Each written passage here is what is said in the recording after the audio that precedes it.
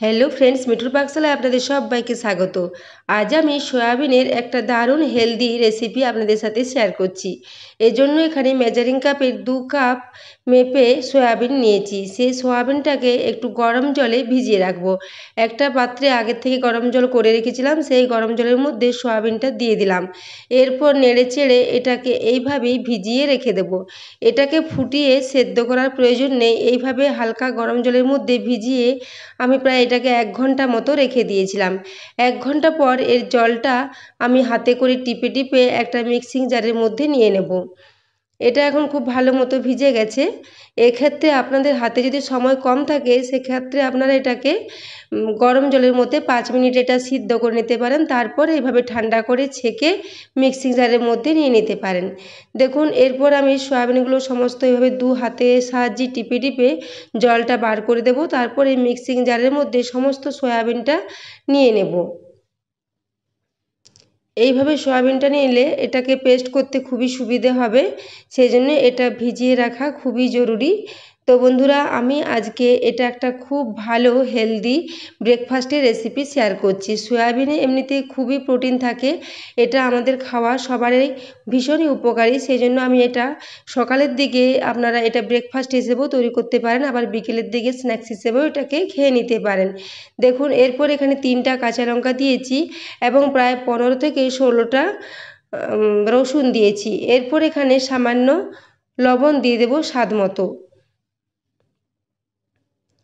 দেখুন, স্বাদ মতো লবণ দিয়ে দিলাম। লবণ দেওয়ার পর এটাকে ঢাকা দিয়ে মিক্সিতে খুব ভালো করে ঘুরিয়ে নেব।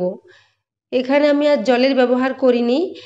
সয়াবিনের মধ্যে আর চিপে চিপে নিলেও অনেকটাই জল থেকে যায়, সেই জন্য এটা যে জল ছিল ওই জলের মধ্যে খুব ভালো মতো পেস্ট হয়ে গেছে। দেখুন, এটা একটা এরপর পাত্রের মধ্যে নিয়ে নিচ্ছি। সয়াবিনটা খুব ভালো মতো পেস্ট করে নিয়েছি।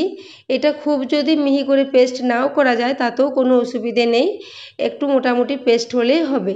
দেখুন, এটা খুব ভালো মতো পেস্ট হয়ে গেছে এবং দেখুন হাতে করে মুঠো করলে সহজেই এটা মুঠোর মধ্যে চলে আসছে। এরকম একটা পেস্ট আমাদের তৈরি করে নিতে হবে। এরপর এখানে আমি কিছু মশলা দিয়ে দেব, যেমন এখানে 1/2 চা চামচ পরিমাণে হলুদ গুঁড়ো, 1/2 চা চামচ পরিমাণে জিরে গুঁড়ো, 1/2 চা চামচ পরিমাণে ধনে গুঁড়ো এবং 1/2 চা চামচ পরিমাণে লঙ্কার গুঁড়ো দিয়ে দিলাম এবং এখানে 1/4 চা চামচ পরিমাণে গোলমরিচের গুঁড়ো দিলাম ও 1/2 চা চামচ পরিমাণে গরম মশলার গুঁড়ো দিয়ে দিলাম। এরপর এখানে একটা ছোট চামচে 3 চামচ পরিমাণে বেসন দিয়ে দিচ্ছি। এই বেসনটা দিলে বাইন্ডিংটা আরেকটু ভালো হবে, সেই জন্য এখানে 3 চামচ মতো বেসন দিয়েছি। সমস্ত কিছু দেয়া হয়ে গেলে এখানে আরেকটু লবণ দিয়ে দেব। তারপর হাতের সাহায্যে এটা খুব ভালো করে মেখে নেব।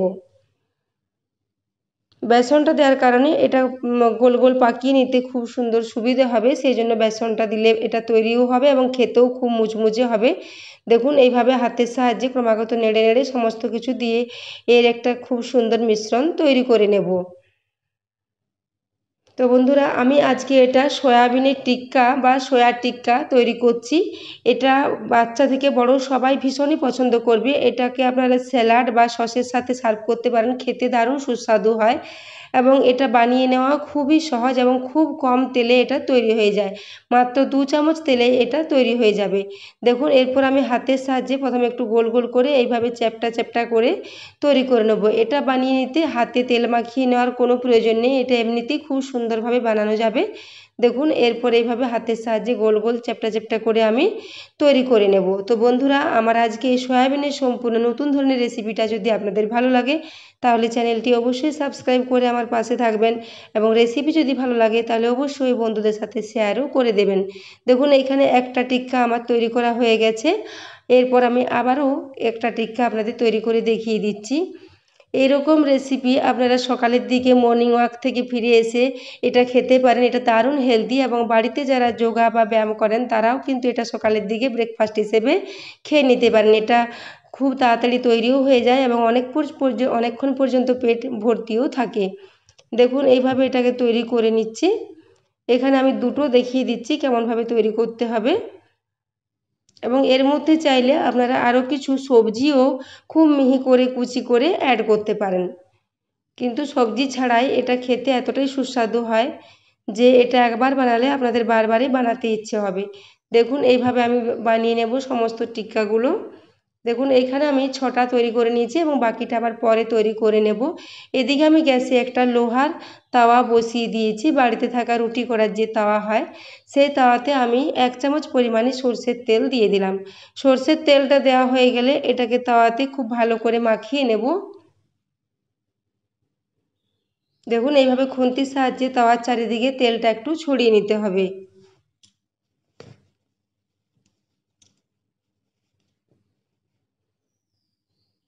তেলটা এইভাবে খুব ভালো করে তাওয়ার চারিদিকে ছড়িয়ে নিয়েছি। এরপর সয়াবিনের যে টিক্কাগুলো আমি তৈরি করে রেখেছিলাম সেগুলো এই তাওয়াতে দিয়ে দেব।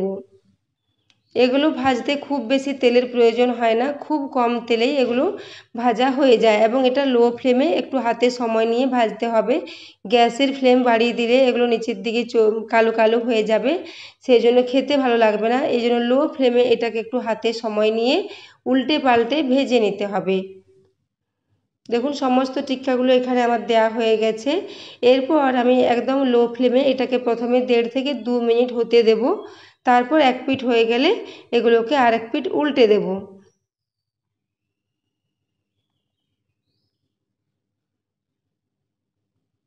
দেখুন এটার এক পিঠ ভাজা হয়ে গেছে। এইভাবে আমি আরেক পিঠ উল্টে দেব সমস্ত টিক্কাগুলোই। এইভাবে লো ফ্লেমে ভাজলে এগুলো খুব সুন্দর মুচমুচে ভাজা হবে এবং খেতেও দারুণ টেস্টি হবে। তো বন্ধুরা আপনারাও এরকমভাবে এই রেসিপিটি বাড়িতে অবশ্যই তৈরি করবেন এবং কমেন্ট করে জানাবেন যে আপনাদের কেমন লেগেছে, এবং রেসিপি যদি ভালো লাগে একটা লাইক করতে ভুলবেন না। দেখুন একদিকটা খুব সুন্দর লাল লাল মতো ভাজা হয়ে গেছে। এরপর আমি সমস্তগুলো উল্টানো হয়ে গেলে ওপর থেকে আরও 1 চামচ তেল দিয়ে দেবো, যাতে উল্টো দিকটাও খুব ভালো মতো ভাজা হয়ে যায়।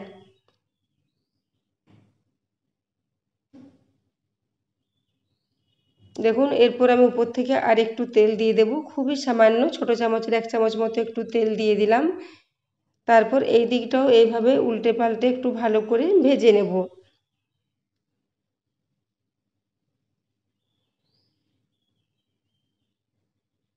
তো বন্ধুরা আমার আজকের এই হেলদি ব্রেকফাস্টের রেসিপিটা যদি আপনাদের ভালো লাগে তাহলে অবশ্যই আমাকে একটু সাপোর্ট করবেন এবং চ্যানেলটি সাবস্ক্রাইব করে আমার পাশে থাকবেন এবং পাশে থাকা বেল আইকনটি অবশ্যই প্রেস করে দেবেন। তাহলে আমি যে কোনো নোটিফিকেশানে ছাড়ি না কেন তা সবার আগে আপনার কাছে পৌঁছে যাবে। দেখুন এর কালারটাও কিন্তু খুব সুন্দর এসেছে। এটাকে আপনারা যে কোনো চাটনি, গ্রিন চাটনি বা টমেটো সস সব কিছুর সাথেই সার্ভ করতে পারেন। এটা খেতে খুবই সুন্দর হয়। দেখুন এরপর এগুলো ভাজা হয়ে গেছে, আমি এরপর একটা পাত্রে এগুলোকে তুলে নিচ্ছি।